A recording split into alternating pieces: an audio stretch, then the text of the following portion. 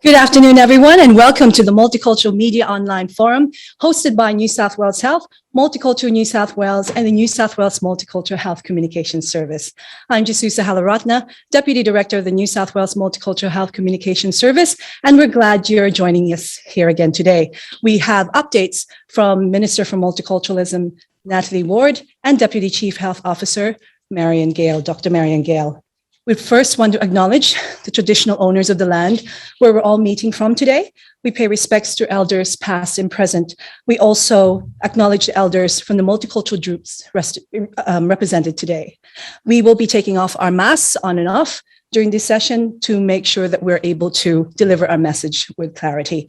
Please keep your microphones on mute, and please send through your questions through the chat function. Thank you so much for those who have sent through their questions, and we'll start off with them soon enough. But first of all, we'll hear from Minister Gale. Minister Ward, how are you today? Hi, Jess. I'm fantastic. Great to be with you, and thank you, everybody, for coming together again. If you're happy for me to kick off, I will do so. I'm conscious of the time. So I also acknowledge the traditional custodians of each of the lands and waters on which we respectively meet and pay my respects to elders past and present. For me, that's the Gale people, and I thank them. It's just been delightful to see the terrific vaccination rates that is helping us to race towards that pathway to the magnificent 70% and 80% freedom from restrictions point in time. We're now pleasingly at 61% double dose. We are absolutely getting there, and those all important 70 and 80% targets are well within our reach. So thank you, everybody. That's amazing work.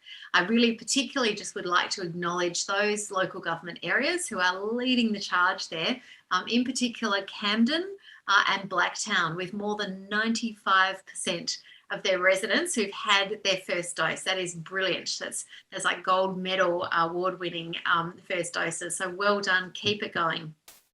Because it's those kinds of results that mean that we can look towards that 11 October date, that Monday after we hit the 70% double dose vaccination in New South Wales. And of course, then we're all the closer to the 80%, which will follow after that. We know a bit more now about what that roadmap will look like at the 80% double dose. And some highlights I just wanted to reiterate on that at 80% double dose vaccination, those who are fully vaccinated will be able to have up to 10 people visit their home. Wonderful, wonderful news. Particularly pleasing for me as well is that community sport will be able to resume. And of course, travel to regional New South Wales will be allowed as well, which is just terrific for everybody who is wanting to reconnect. There are many other changes, of course. I won't go into all of them, but I do commend the One Source of Truth, nsw.gov.au, for all the latest details. Please have a look there if you're in any doubt and about the wonderful things that we can do at that 70% and 80% vaccination. I'm really so excited to be able to announce today that grassroots organisations can now apply for the latest tranche of our record $43.2 million funding package. That additional money is being used to support vulnerable people and multicultural communities across New South Wales, and I'm just so excited to be able to announce that today. Community-led grassroots initiatives will be able to share in the $3.6 million to provide immediate and essential services. I have heard from you, I have heard from community leaders that this is what is needed, and more is needed and more is coming. So I just wanted to let you know. Those essential services include things like food and school products, services to help those who are experiencing domestic and family violence, our seniors who are facing social isolation. It's to assist with wellbeing checks and to assist with community activities such as our youth groups, all vital infrastructure that we know is needed in communities right now. And thank you to those grassroots organisations who are doing that wonderful work out there. We are right with you and we'd like to support you through these grants. Pleasingly, we've also now developed a pilot plan for the return of fully vaccinated international students to New South Wales, and I'm just so excited. This has now been approved by the federal government, And that first flight will touch down by the end of this year with our wonderful international students coming back to grace our campuses across New South Wales. Wonderful news. Accommodation provider Scape will house the returning students for a 14-day quarantine period in Redfern, and the building will be particularly and specially retrofitted to accommodate up to 650 students to COVID-safe standards approved by New South Wales Health and New South Wales Police. So I just want to thank everybody for working so hard to make that happen so we can welcome them back and they can have that space. And you might have seen some pictures of that. They're fantastic. That staggered return of students is the first stage of this pilot program that will slowly expand and evolve. And I know many of you have asked me questions about that in our various forums, including this one. And I thank you. That will continue to expand and evolve as those vaccination rates continue to rise in New South Wales and internationally. So I'll finish on these points. We've come so far. We really have worked so hard. We're so close to the finish line. Please, let's keep going together. Please get vaccinated, get that first and second shot, encourage your communities to do the same. But thank you again to our wonderful multicultural media for continuing to spread the information and the messages, the critical health orders and our pathway, importantly, once we reach those milestones. So thank you very much, Jess. Thank you, Minister Ward. And it's always really wonderful to hear your announcements and the new support and services and grants that's available. So thank you for that, Minister. Dr. Gale, how are you today? I'm very well. Thank you, Jess, and good afternoon, everybody. So for me today, look, essentially, as Minister Ward said, we are on a good path forward. We are really pleased from New South Wales Health to see such high numbers of people coming forward for vaccination and to see our vaccination coverage increasing so rapidly. And in the young people in particular, even though vaccination has only been sort of open for a relatively short period for all 12 to 15-year-olds, we're seeing a really great uptake. And so a big thank you to the community for embracing vaccination. And as Dr. Kerry Chant has said a number of times, we really do think that New South Wales can be a leader in vaccination coverage. We know that the vast majority of people in New South Wales will embrace vaccination, and we look forward to seeing those rates be really high. And we know that vaccination is such an important part of our route out into a more sustainable way to live with COVID-19. We are going to have more cases, but the higher the rates of vaccination, the fewer of harms we will see from COVID-19. That is, the fewer people with serious illness admitted to hospital, the fewer people dying. And that's really what we want to see, so that COVID can become a mild illness in the community, and that we can look at it in a similar way that we might look at other respiratory conditions and treat it in that regard. So we're on a path to doing that, but it's really important in these next few months that we do it cautiously, carefully, that will stand us in good stead for the future. And a really important part of that is continuing to see people come forward for vaccination, continuing to see people follow the public health orders, especially with the changes that are coming up as part of the roadmap. It's still really important that people follow that advice. And as we know that those freedoms, those additional benefits are only going to be for people who are fully vaccinated. And so if you've been thinking about whether to get vaccinated or you've been unsure, now is really the time to come forward for your first dose. And if you haven't yet had your second dose, to book that in and get your second dose. We know that the vaccines that we have in Australia are highly effective. They are safe. We have a very rigorous assessment process to look at the vaccines. AstraZeneca is a good vaccine. Pfizer is a great vaccine, as is Moderna. So we have excellent vaccines which are available. And I do encourage anyone who hasn't yet had their first or their second dose to come forward, because in the roadmap ahead, those freedoms in the coming months are for people who are fully vaccinated. So really, that's my main message for today. And really, we we're interested and looking forward to the path ahead, but we need to do it cautiously. We may well see more cases, but what we really want to see is those high vaccination rates so that we don't have people seriously unwell and in hospital. Thank you so much, Dr. Gale. We'll get on with the questions, and we want to thank you again for sending through your questions, and please put your questions onto the chat. We'll ask Minister Ward a question here from Selena Kong from SBS Cantonese program. What are the policies in future for the government to deal with COVID? Oh, thank you. That's a great question. And thankfully, we have been well advised by health throughout this journey from when this first started in March 2020. And we will always follow that health advice because it's important that we have an evidence-based approach for what we do, and that always informs our decisions. Of course, I'm not a health advisor, but I do know that we will have to learn to live with COVID. That will become a way of life similar to the flu, and we need to make sure that we continue to follow the health advice. We continue to get vaccinations and boosters if advised, and vaccination is the key. It's the key to our freedom. It's the key to our good numbers about keeping people safe. And it's our key to being able to reopen safely again and go forward.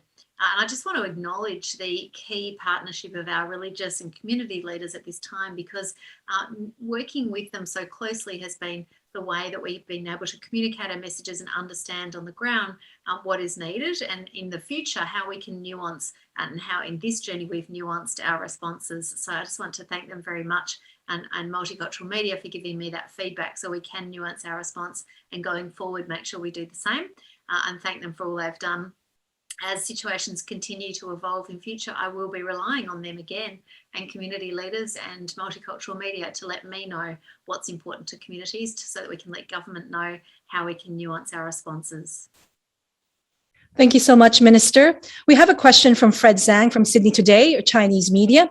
We're opening up and we're reaching our vaccination targets. Singapore has done this already, and are more than 80% of their population is vaccinated, and they decided to live with the virus. Now they have nearly 2,000 cases, exhausting their medical resources. Our hospitals are already under a lot of pressure now. How are we expected and prepared for worse scenarios once we open up? Dr. Gale? Thanks, Jess. Look, as I said, as we open up, it is something that we need to do cautiously and carefully. And it's really important that while people embrace the freedoms that are going to be there for fully vaccinated people, it's really important that people stick to that advice, follow the guidance and the restrictions that will be in place as we go through this gradual easing. And that roadmap is there because we know that for fully vaccinated people, the risk of being infected and the risk of transmitting to others is greatly reduced. And that's why the roadmap is there for fully vaccinated people, so that we can start to open up carefully and safely. I think Singapore is an example of what can happen, that we can see a surge in cases, and that's what we want to try and avoid. But most importantly, what we want to avoid is that even if we do have increased case numbers, we want to avoid people who are seriously unwell. We want to avoid people ending up in hospital. We want to avoid people ending up in ICU and people passing away from COVID. That's ultimately what we want to avoid. And so it's really important as we open up, and those freedoms are there for fully vaccinated people, that people do adhere to that advice, to the restrictions that will be in place in the new settings coming up. And it is going to be a paradigm shift. Previously we've talked about LGAs of concern and geographically based restrictions. Going forward, it is going to be more about vaccinated and unvaccinated people. And that's an adjustment that we're all going to need to get used to. And there are going to be changes in this period ahead. But it is, I think the example from Singapore is an important one about the importance of doing this carefully, cautiously as a population going through these steps. And ultimately, even if we do get greater case numbers, what we really want to avoid is people becoming seriously unwell and dying from COVID. And that's ultimately what we're trying to stop happening. Thank you so much, Dr. Gale. Another question here. Where and how should residents seek their COVID-19 financial aids when the federal disaster payment ends? Minister Ward? Thank you. Yeah, it's a good question. We will make sure that we continue to wrap around communities and that we have those infrastructure and financial packages in place for everybody. And I would say always, at the first instance, go to nsw.gov.au to see the range of packages there. We know that there is business support, which ultimately is aimed at getting people into or back into their jobs and businesses running their business, which we know everybody wants to do. So there's a number of them there, including supporting small business, but also importantly, micro business, which could be family run smaller entities, and those that we're the only state in Australia to be doing that. The Treasurer has been working hard, the whole team is working hard behind the scenes to look at what we can do as we emerge through this. And so I'll have more to say about that, thankfully, once that is all approved, but I can say that people are working very hard on that going forward. Of course, the federal government will always have the arrangements in place under Centrelink, and I encourage individuals to go to the federal government MyGov website and or Centrelink to find out what they can be doing there. But we've also made sure, specifically in response to this Delta wave, that we have things such as the test and isolate payment. So that means that if you have to go and get tested and you have to stay home until you get the results, that we will pay you to stay home and isolate until you get those results, if it's the case that you will be missing work by staying home. So they are still available. And we've also been very keen, as you've heard me every week, to ensure that we're supporting our most vulnerable, our temporary visa holders, particularly our asylum seekers in those communities and in those LGAs of concern, and making sure that those communities, we are getting that support out directly through grassroots organisations, non-government organisations, religious and community groups. So there is a range of packages there. Again, I would say go to Multicultural New South Wales or to nsw.gov.au and the information is there about those packages. But rest assured, we are working very hard behind the scenes to make sure that our community is brought together through this and we emerge through the other side. Thank you so much, Minister. A question from Fatin Dana from 2MFM Arabic Radio. Some people have complained that they completed the self-isolation period for 2 weeks and they are symptoms free. Yet they're being told that they can't leave home until they get a confirmation email. They said they waited for up to 18 days and they still didn't hear from the authorities. What advice do we have for people who are symptoms free? Yeah, thanks very much, Jess. And look, we do acknowledge that in this period, with the very many COVID cases that we have had, for a significant period of time, more than 1,000 cases a day, it has stretched us. So it has stretched our health services, it's stretched our public health units, it's stretched our clinical teams. And as a result, we acknowledge that there have been some people in the community who have been eligible to be released after their illness that we haven't been able to get to in time. And for that, I do apologise that people have been waiting at home to be formally released by health services, and that has taken longer than it should have. So we're working on streamlining our processes, and we have been working very hard on that in these last weeks to make sure that we do get to people, to release them in a timely way once they meet national guidelines, when it is safe to release people after COVID-19 infection. And that is after a period of time where we feel confident that that person is no longer infectious with the virus. And for the vast majority of people, that is around 14 days. So after 14 days since becoming positive or developing symptoms, that most people will no longer be infectious to others if they have COVID-19.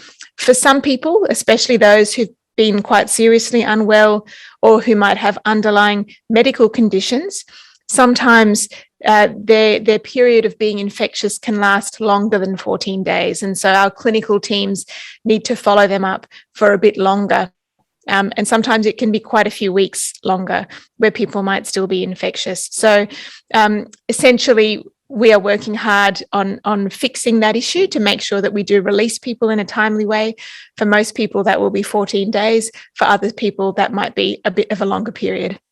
Thank you so much, Dr. Gale. We have a question from Janie Tham from 2AC Chinese Radio. Thank you for your question. When we reach 70% fully vaccinated, there wouldn't be ticketed and seated events, yet the stadium capacity is 5,000 maximum. Please explain what ticketed and seated events actually are. Do we have a ticketed and seated bowl games match held in stadium where we can reach 70%? And are RSL and sports clubs under the category of hospitality? Minister Ward, this is a question for you. Thank you. Yes, I'm so excited when we can actually be out and about enjoying these wonderful events once again in person, and we have announced a roadmap for that. So yeah, we know that at 70% there can be ticketed and seated events in stadiums of up to 5,000 people, and that is exactly what it means. So you will need to secure a ticket to those events. They will be in those regulated spaces so that people can be carefully allowed to get together to enjoy those events. Provided those venues comply with all of the other health requirements, they will still need to have a COVID safe plan. They will need to observe all of the other COVID measures that we know and are very familiar with in any event. And so that does include RSL clubs and sports clubs. They come under hospitality. So it will be ensuring that we are able to open up, but we do so carefully. We do so in a measured way. As Dr. Gale says, we do it in a staggered way to ensure that we're doing it carefully. And so we will make sure there are robust requirements around there. And I've spoken with health officials about that, and they're very detailed plans to ensure that we are able to get the balance right of having those events held, but in doing so in a way that doesn't put us and those attending at risk. Thank you, Minister. A question from Natalie Parrish. Are you able to mix vaccine, or if you've had one, does the second need to be the same? Dr. Gale. Oh, thanks, Jess. Look, we follow the advice of ATAGI, which is the Australian Technical Advisory Group on Immunisation. And I know that they are looking, and they do have some advice around mixed doses of vaccine. And there are some studies internationally looking at different combinations of vaccine. So, for example, if somebody's had AstraZeneca for their first vaccine and perhaps had a reaction, what happens if they have Pfizer for their next vaccine, for example, or vice versa, or with other different combinations of vaccination. And so those issues are being looked into and studied, because we know that in many settings, a person may not be able to get the same vaccine for their second dose as they did for their first dose. In general, the advice is that to get the same vaccine as what you did for the first dose, there is some evidence that is associated with reduced side effects and with very good protection. So where possible, to get the same vaccine in the second dose as you did for the first dose. Having said that, mixed vaccine is also safe in certain circumstances, and for anyone for whom that might be applicable. So, for example, if you had a bit of an adverse reaction to the first vaccine, in discussion with your GP or another medical practitioner, you can look at a mixed dose regime, so where you would have a different second dose. But we know that there are studies ongoing about that, and nationally there is advice that will continue to evolve around those, what we call a mixed schedule. So a different vaccine for a second dose as to what was given for the first dose. Thank you so much, Dr. Gale. A question here from Violi Calvert from the Filipino Radio Tagumpay. When will the 5-kilometer restriction be relaxed to 10 kilometers? Minister Ward. Oh, thank you. It's a great question, and we know that is again based on the health advice. And when we reach the 70% and 80%, so the stay-at-home orders we know will be lifted hopefully on 11 October when we reach that milestone. Of course, that is always subject to health advice, and I would suggest you keep an eye out for the information as it comes through the media, but also, of course, the one source of truth for any questions or any specific aspects of the roadmap should be found at nsw.gov.au. So it's important to be checking in there for any particular questions. But that magical 11 October date is when we hopefully will be able to be opening up, provided we reach that target, which we are very much on track to reach. Thank you so much, Minister. A question from Pawan. There's a lot of confusion in the small business community about the opening up. How to manage unvaccinated customers? Can you ask a staff member for the vaccination keeping privacy in mind? Can coworkers refuse to work with an unvaccinated colleague? There is a need for urgent and clear messaging on these workplace issues. What is the government planning in this area? And it is not too long to go before we're all getting our haircuts. Sorry, to come out of lockdown. So that's an important question. But basically, what do we do with the small community and business community? And what do we do with the confusion that's happening? Minister Ward, and maybe I'll go with Dr. Gale as well. Thank you, Pawan, and I can't wait for us all to get our haircuts as well. I absolutely agree with you. We will be very clear in the health orders, which can again be found on nsw.gov.au if there's particular questions for particular industries. But we've been very clear that it's the responsibility of the individual to comply with those restrictions and to make sure that they're compliant with the health orders as they continue to evolve. Minister Hazzard has always been very clear about that, and that will continue to be the case going through. The individual needs to ensure that they are vaccinated, that they have evidence of their vaccination, and that they're complying with the orders wherever that may be. And so that includes customers in small businesses, and we have been working very hard with small business and to ensure that we provide certainty around that. In relation to unvaccinated workers, it's a complex area and we recognise that. We will continue to work with business and with the community on that, but we strongly encourage everyone to get vaccinated, for businesses to encourage their workers to get vaccinated as soon as possible, to protect their co-workers, to protect their customers, and of course to protect their community and those in their homes and their communities that they love and care about. So the emphasis should be on getting vaccinated as soon as possible before the return and the open up, so we can reach that number, but also ensuring that individuals are making sure that they're complying with those orders. And we will provide clarity, of course, through nsw.gov.au. as always. Thank you, Minister Ward. A question here from Adil Saba from Iraqi TV, asking the question about children in intensive care due to COVID-19 in New South Wales. Dr. Gale. Yes, thank you, Jess. So, look, we know that in general, with this Delta variant, that we have seen a much greater number of children infected with COVID-19 compared to what we saw last year and in previous outbreaks that we've had sporadically in New South Wales before June of this year when we had Delta. So we are seeing quite a large number of cases in younger people, and that does include children. However, what we do know is that the vast majority of children have mild disease. It is a mild illness in the vast majority of children. We have seen about 2% of all children with COVID-19 admitted to hospital. But among those, we know that a number of children are admitted for more of social reasons. So, for example, where their parents might also be affected by COVID and be hospitalised. And so the children need care and monitoring, and therefore they're hospitalised. A very small number have required ICU admission. And again, often those children have had other underlying medical conditions that have contributed to their health status and then making it such that having COVID-19 on top of it sometimes can make situations a bit worse and increase their risk of other complications. So we've had a very small number of children be very unwell in ICU.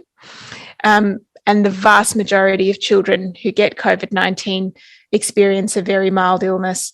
And with any disease that affects a very large number, we are always going to have a few with serious illness.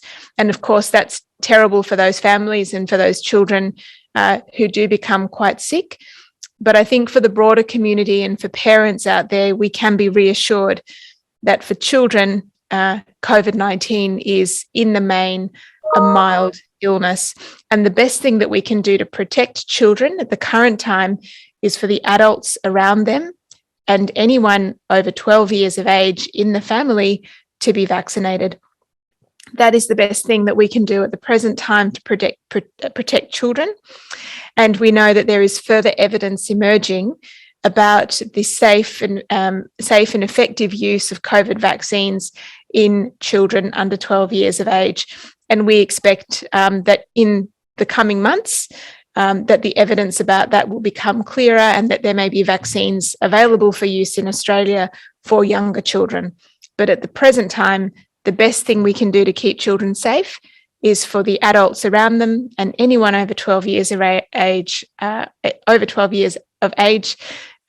be vaccinated is the best thing that we can do to protect younger children. Thank you so much, Dr. Gale. It is that time again, 4:30 already, but we have a few questions that we haven't been able to answer, and we'll try to answer them for you and maybe send some emails if you need to. But we have run out of time. And I guess before we end and ask Minister Ward for a question for her last words, there is a question here that we'll ask, and you can answer before you give your closing remarks. What is the recommendation for community and volunteer groups? This is from Marianne. And should we be insisting on fully vaccinated participants only to attend functions, is this the same for community language groups? Minister Ward. Yes, thank you very much, Marianne. At this stage, yes, we should. We really should be encouraging everybody because we are so close. It's really important that we encourage everybody to keep each other safe. And the best way, as Dr. Gale says, is for us all to get that vaccination so that we can keep our communities safe as best as possible as we open up. So in short, the answer is yes, get vaccinated, encourage those around you to get vaccinated so that we can emerge from this in a very careful, controlled way and we don't risk going back for those infections. We've done so much work, and I'll finish on this, Jess. We really have worked so hard, and I again want to thank everybody, particularly our multicultural media, for the incredible work you are doing getting those messages out there. As we continue to emerge and as we continue to open up, it's all the more critical that everyone understands the changing public health orders. So thank you to everyone working so hard. We've only got a little way to go, so please continue to get those vaccinations, and before we know it, we'll be at 70% and 80%. We're at 61% today, so really well done. Thank you. Thank you so much, Minister Ward. And Dr. Gale, any final words? Thanks, Jess. Look, just to say we recognise that these last few months have been a period of huge change for everybody and have been difficult in so many ways. And I just want to acknowledge that it's been really tough for the community, and but also to say a big thank you and my respect to everybody for all their individual efforts to follow the public health orders, to get vaccinated and to follow the advice and that we give out every day. And it's important as we go forward to stay the course. There are going to be more changes ahead. It is going to still be a period of uncertainty. We need to still keep listening to the messages, keep following the advice as we gradually work our way into a different way of living with COVID. But I just want to thank everybody and acknowledge that the period ahead still has uncertainty. It still has change. But I think we're in a very good place in New South Wales to tackle that. So a big thank you to everybody. Thank you so much, Dr. Gale, and thank you so much, Minister Ward, and to everyone who's joined us for this Multicultural Media Online Forum. Thank you for joining us and always asking your questions and sending them through. We'll be back next week at 4 p.m. again for 30 minutes and to answer all your questions. So have a great afternoon, and please get vaccinated and encourage everyone to also get vaccinated. Take care.